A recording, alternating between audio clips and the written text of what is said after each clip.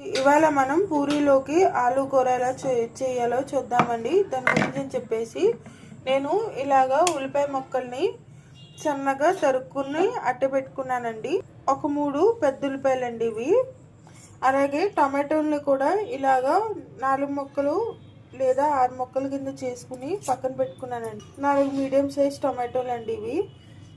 ఇదేమో అల్లం వెల్లుల్లిపాయ పచ్చిమిరపకాయ పేస్ట్ అండి. అలాగే నేను బంగాళదుంపని ఇలాగా ముందుగానే ఉడికించేసుకుని దానిపైన తొక్క తీసేసుకుని పక్కన పెట్టేసుకున్నానండి. ఇప్పుడు ప్రాసెస్లోకి వెళ్దాము. మనం స్టవ్ ఆన్ చేసుకున్నామండి. స్టవ్ ఆన్ చేసుకున్నాక ఇందులో మనం 3 to 4 స్పూన్ ఆఫ్ ఆయిల్ వేసుకోవాలండి. ఆయిల్ వేడెక్కాక మనం 1 స్పూన్ శనగపప్పు, 1 స్పూన్ జీలకర్ర, అలాగే 1 స్పూన్ ఆవాలు దీంట్లో వేసేసుకుని చుట్టుపక్కల ఆడేంత వరకు వేయించుకుందామండి.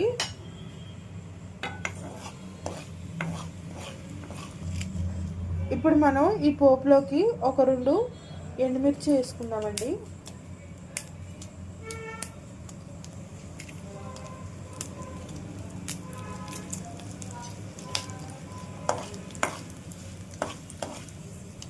చూసారు కదండి, పోపు కూడా ఆల్మోస్ట్ వేగిపోయిందండి.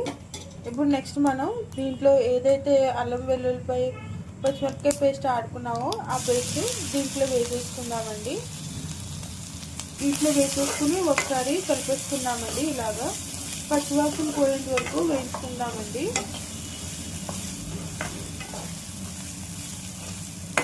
నెక్స్ట్ మనం దీంట్లో ఏదైతే ఉల్లిపాయలు తరుక్కున్నామో ఆ ఉల్లిపాయలు కూడా దీంట్లో వేసేసుకుందామండి. దాని తర్వాత ఉల్లిపాయని ఒకసారి కొంచెం మగ్గేంత వరకు వేయించుకున్నామండి. ఇప్పుడు దీంట్లో మనం సరిపడినంత సాల్ట్ వేసుకుందామండి.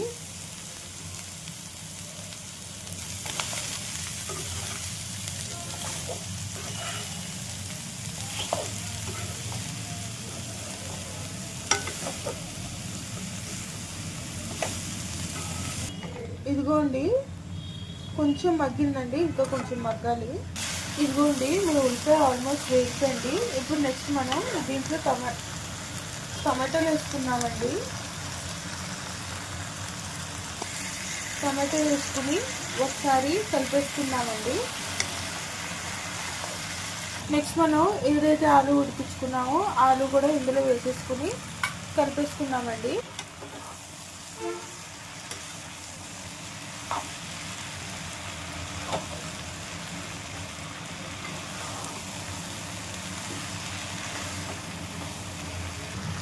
నెక్స్ట్ మనం దీంట్లో ఒక 1.5 కప్పు నీళ్ళు వేసుకున్నామండి.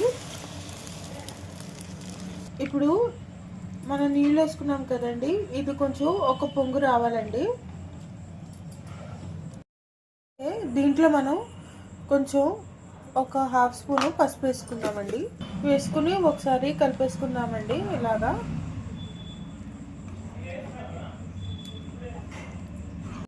చూసారు కదండి, పొంగుతుంది. ఇప్పుడు నెక్స్ట్ మనం దీంట్లో కొంచెం కరివేపాకు వేసుకుందామండి. కరివేపాకు వేసుకుని ఒకసారి కలిపేసుకుందామండి. ఇప్పుడు నేను 2 స్పూన్లు శనగపిండి తీసుకున్నానండి. ఈ శనగపిండిలో కొంచెం నీళ్ళు వేసుకుని ఉండలు లేకుండా చేసుకోవాలి. ఇప్పుడు ఇందులో కొంచెం చింతపండు పులుసు వేసుకోవాలండి.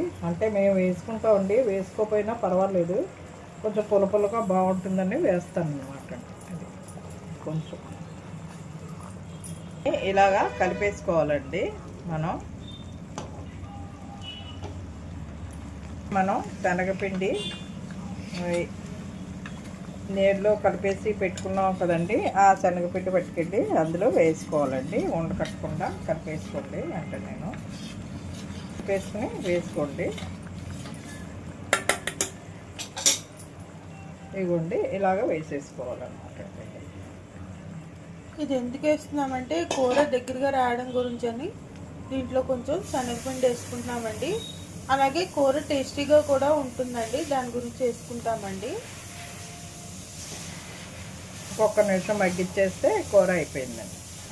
ఇదండి నాటి వీడియో. ఈ వీడియో కనుక మీకు నచ్చినట్లయితే లైక్ చేయండి, షేర్ చేయండి, కామెంట్ చేయండి, అలాగే సబ్స్క్రైబ్ కూడా చేయండి. మరిన్ని వీడియోలు కావాలంటే బెల్ ఐకాన్ని నొక్కండి. Until then see you in the next video. Thanks for watching.